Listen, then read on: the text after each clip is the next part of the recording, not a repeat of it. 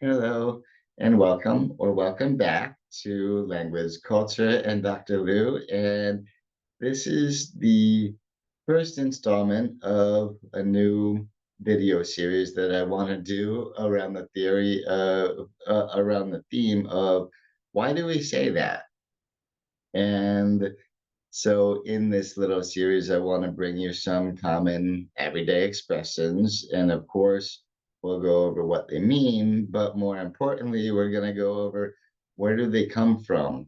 Why the heck does that saying exist as such? And so, these are all going to be some idioms, idiomatic expressions. And so, if you do like this content, please be sure to drop a like on this video. And please give me any comments you have on these expressions too. I would love to hear it, and I promise to read and reply to every single one. And so, yeah, so let's get to it. So, why do we say that the walls have ears? Normally, we're saying the walls have ears just to tell somebody, oh, be mindful of what you say because somebody might be listening in, right? And that's good advice, I guess. Yeah, if you don't want anybody eavesdropping on you, be super careful what you say in the first place, right? Yeah, that's a good thing. But so why the heck do we say it that the walls have ears? That's a really creepy thought, walls having ears. And so this goes back to tyrants and other political leaders being rumored to eavesdrop on the guests and the prisoners and all of that. And so this goes way, way back to the ear of Dionysius, which Dionysius is not to be confused with the Greek god Dionysus, right? Separate, separate individual. And this was Dionysius. He was a leader. He was a tyrant, actually, in the fifth to fourth century BCE, and during the ancient Greek Empire. And so he was one of the Greek colonists on the island of Sicily. And he ran the so called city state of Syracuse, which was an incredibly powerful and influential place at the time. But he was a total tyrant.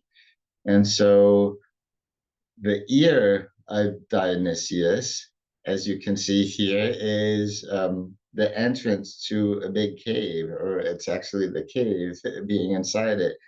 And as you can see, it's shaped like an ear. So that's one possible beginning of the walls have ears. And so, what's up with this cave? Why is it called the ear of Dionysius? Not just because it's shaped like an ear, but also because in this cave, which is a tourist attraction today, but we're talking nearly 2,000 years ago. Um, and actually, no, we're talking well over 2,000, more like 2,400 years ago or so.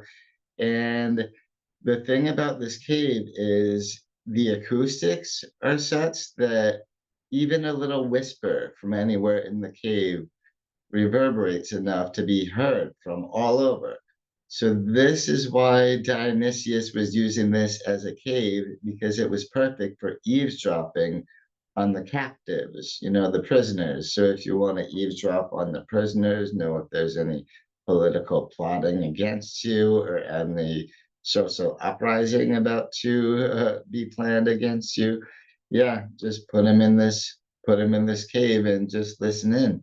So that's the furthest back in history that I can find a reference to the walls having ears.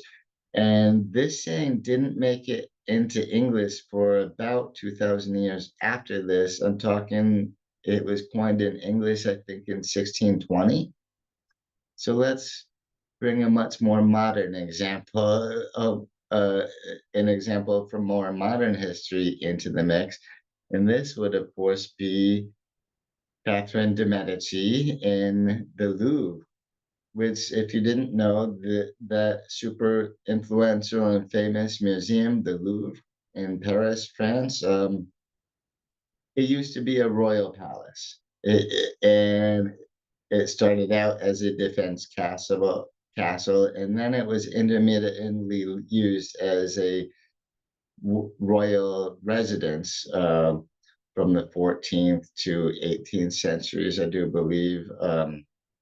And this was Catherine de' Medici. She was the Queen of France in the mid 16th century, so in the 1500s. And what does the walls have ears have to do with her? It was believed that back in the 16th century, while she was Queen of France, that she had all these eavesdropping tubes, these listening tubes put in the walls at the Louvre, at her palace, so she could hear if anybody was plotting against her, if there were any political rumblings or anything like that going on. So imagine that. You're invited to the royal palace to meet with the Queen of France, and yet you're not free to speak as you wish because the walls have ears in a pretty literal sense. That's pretty creepy. And by the way, Catherine de Medici and um, the Dionysius were not the only two rulers in history to be rumored to be eavesdropping on their subjects, or in some cases their prisoners. But these are just two good ones, and I love the one that's at the Louvre, because imagine that you're going to the Louvre to, let's say you want to check out the Mona Lisa or something like that. So you go to the Louvre today.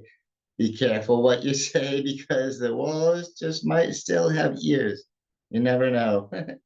And so that was it. That was the slight history of the walls have ears, and it is a super creepy expression, like, well, like the image you can see here. Imagine that. Anyway, so thanks again for watching, and please do give this video thumbs up. And again, please do uh subscribe to the channel if you're not subscribed yet. And I would again love to hear your comments on this saying or any others. So yeah, please do let me know what you think. And yeah, I will catch you around next time. Bye bye.